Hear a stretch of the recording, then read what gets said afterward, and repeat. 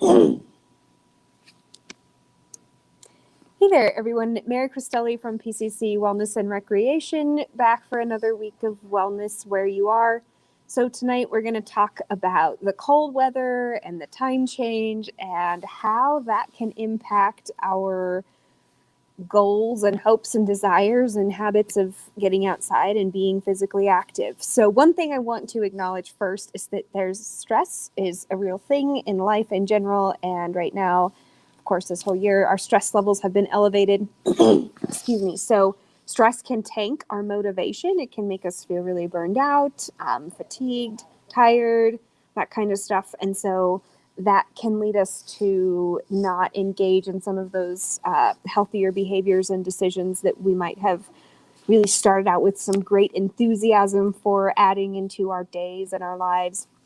And so I just wanted to mention that and say that if you have been trying to get more physical activity and you feel like you're not meeting those goals that you've been setting for yourself or anything like that, honor the fact that stress does have an impact on that motivation level.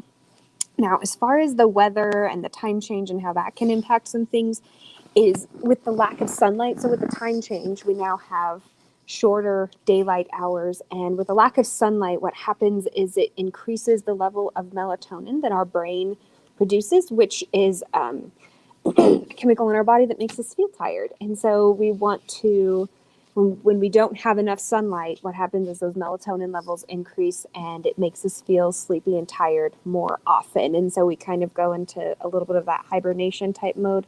And we just feel wiped out a little bit more frequently. So some ways that we can address that are to get outside as often as we can during the daylight hours. So if that's just a 15-minute walk in the sun or even sitting outside in the sunshine, thank you, she brought me my water, I appreciate that.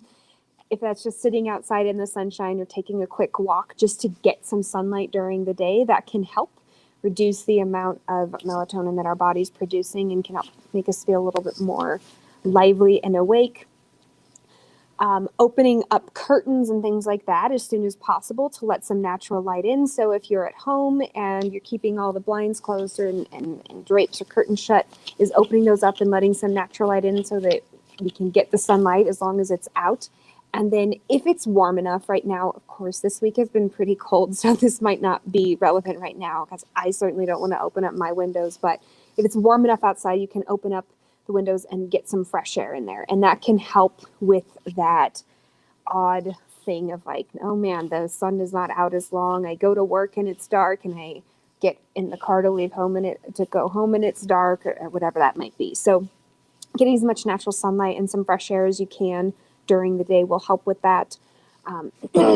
Our levels we feel tired more frequently because our sleeping cycle gets kind of thrown off when it's dark at 4 o'clock in the evening. It kind of does that thing where it triggers our brains to start to wind down and settle down and go to sleep. So perhaps you may be going to bed earlier or waking up later because the sun is coming up at later times in the morning as well. And so having like disrupted sleep cycles and weird sleep patterns that are kind of thrown off from what we were used to when it was light and sunny and warm and everything, that can cause us to just kind of feel really sluggish and tired and not really want to get that physical activity that we might have like intended to get. If you're not sleeping, so if you have interrupted sleep or you're sleeping too much, you're getting too much sleep, or just like you wake up throughout the night or can't get to sleep at night and you just lay in bed for hours on end, those things can also increase our levels of tiredness. And so just those disrupted sleep patterns can contribute to feeling tired and sluggish, which again, like zaps our motivation to want to do something. If you don't get a good night's sleep, and your goal was to get up first thing in the morning and do an exercise, whether that's stretching or going for a run or a jog or doing some sort of workout video, something like that, or even if you are able to go to the gym, that if we're not getting a good night's sleep, that can zap our motivation. And with the sun rising later and setting earlier, and again, those shortened hours of daylight, is that it throws our body out of balance. And so I'm telling you this because I want to normalize some of these things. I think that we get to this time of year and people don't understand, like, why do I feel like this? Why can't I get out of bed? I know that personally I like to stay in my warm, cozy bed, especially when it's cold like this. But I'll have an intention to get up in the morning and do some stretches and maybe do an exercise video or something, and just don't get it in because I feel really, really tired because my body's just not, it got into a pattern. So we have that stress that decreases our motivation. We've got this weird stuff where our brain is sending these chemicals into our body, and elevated levels of something that's very good for us. Melatonin is good for us, and that helps us feel tired. But because it's being produced more frequently at this time of year, it kind of slows us down. And the last piece is that it's cold, and it is not always super fun to be out in the cold. I personally don't like to be cold. I do enjoy exercising outside and getting fresh air and sunshine and everything. So dressing for the weather is very important to me, but it is much harder to get out the door when you're cold. Your body feels cold and it might feel stiff or sore. I know that sometimes if I'm going to go for a run outside, I might hold off for a while or the whole day or something because my legs they kind of feel like if I start running, this is going to send shockwaves of pain from my feet up to my hips because it's cold. So in that case, warming up inside would be good. So going through a quick lower body warm up if you're going to go for a run or something, doing that. Switching up your activity. So maybe doing stuff outside is not what is in the cards for you for that day or that week or whatever that might be. Coming inside instead. So figuring out, what can I do inside? Is there something I've been wanting to try? Do I enjoy doing something? So maybe you've wanted to try yoga, and this is a really great opportunity for that. So there are tons of videos online. I believe the library has some of those things available as well. But giving something new a try. So maybe there's a DVD of some sort that you can find on the library's website to try out some new exercise videos, or hopping onto YouTube. And here is a plug for Wellness and Rec from PCC, as we have a YouTube channel and we do actually have workout videos on there available as well. So you can check that out if that's something that's interesting for you. Those are body weight exercises, quick workouts that can be done from home with nothing more than your body, maybe a chair if we're doing step ups or something like that, but no weight, no like gym equipment is required for those. So looking at some different options that you can do to move inside and get that activity in. And if you're like, no, I really want to get outside, you just told me to get some sunshine and some fresh air for at least 15 minutes. And now you're telling me to stay inside. I don't understand this. This is confusing, Mary. Yes. So if you're going to go outside, and I do still recommend getting that fresh air and that sunshine for at least 15 minutes, is dressing for the weather. So knowing that when you do recreate or do physical activity outside, is that the temperature your body starts at is not going to be the temperature that it stays at. So as you get moving, you will get warmer. So I've made the mistake before of dressing too warm, and I've also made the mistake of not dressing warm enough. But wearing layers really helps. So if it's really, really cold outside, I'll start with a base layer. So these are like, you don't want to wear cotton because cotton holds on to water. And if it's cold, what that can do is it sticks to your body and it retains that moisture, and it can actually lead to frostbite or hypothermia if you're out in the elements for a really long period of time. But I just recommend in general not wearing cotton, certainly as a base layer, if you're going to be out working out. So getting some sort of a base layer, which would be like long johns, or I even wear yoga pants sometimes as a base layer, something that kind of clings to your body, but you don't want it skin tight, because you want there to be some airflow, because that helps keep your body warm. And then over that is some sort of other type of layer. So sweatpants or just something long. Maybe you don't need, long pants. Maybe it's shorts over some tights or some leggings or something like that, some fleece-lined tights or something. And then this type of like fleece jacket would actually be a really great middle layer if it's super cold and there's snow or rain, or I'm gonna get wet. This type of fleece material would be really great. I wouldn't necessarily wear this because I can't unzip it. So something that you can unzip as it gets warm, as your body temperature heats up and you get hotter, you want to be able to remove layers or at the very least unzip them so that you don't overheat while you're doing that. And then on the outside, if it's going to be super windy or rain or snow, there's going to be some sort of, you want some weather protection. So I have like a rain jacket that I'll wear over the top of a fleece layer.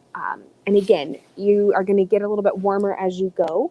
Now, your body, what it does is your core, your torso, where your vital organs are at, that's where your blood flow is going when it's really cold, is that your body is going to direct the blood flow to vital organs so that they can continue to function, and they're going to move it away from your extremities. So your fingers and your toes, your hands, your feet, head, ears, those are going to get colder simply because your body's directing your blood flow mainly to your core, where your heart, your lungs, your liver, your spleen, your kidneys, all of your internal organs are at, so that those can function properly and get the blood flow that they need. Because your body tells itself, like, my fingers are less critical to the functionality of this human than my heart is. So I want to make sure that I'm getting that pumped where it needs to go.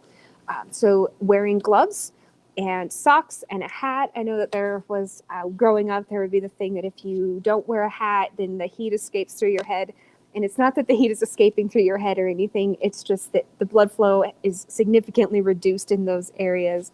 And they're the most susceptible, fingers, toes, and ears, to frostbite, to getting cold really easily, very quickly, to feeling painfully cold, because they're not getting that blood flow.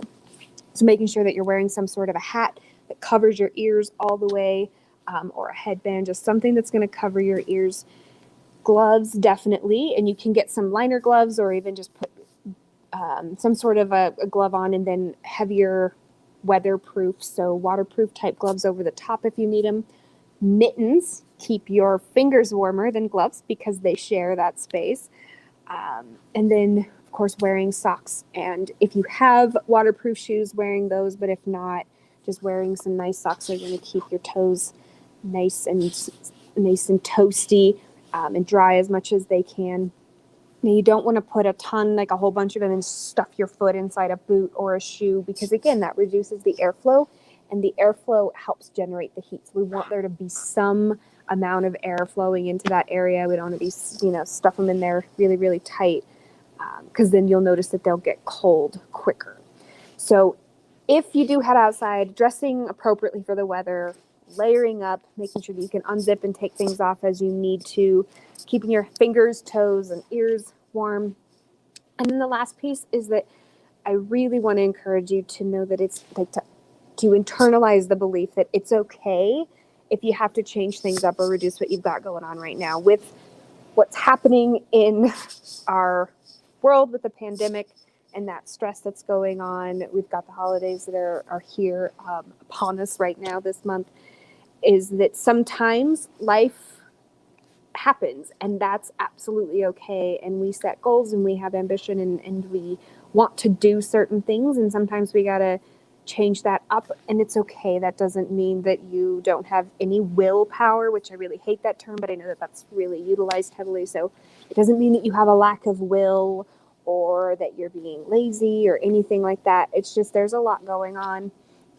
And there are some real physical things happening inside your body because of the time, because of the cold weather, that it's okay to give yourself permission to reduce that amount of time that you're spending being physically active, or even to change up what you originally planned. Sometimes we look at our workout plan and we're like, oh, this is not going to work. And that's okay. We don't have to live by that plan and be chained to it or anything like that.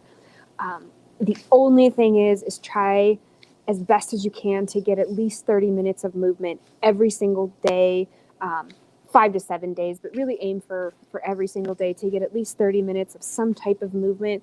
That's what's recommended for health benefits for adults. For teens and children, it's an hour. And so making sure that we're getting the kiddos up moving around just at least for 60 minutes a day, and that it doesn't all have to be at once. If you can squeeze in 2 15-minute walks, one before work and one after work, or one on a, you get a 15-minute break from work and you go out for a quick walk, and then after work you get home and do some yoga or something. Just however you can get those 15 minutes in, get them in. I hope this has been helpful. I hope that you have a really, really wonderful holiday season. I will be back after the first of the year. Take very, very good care of yourselves.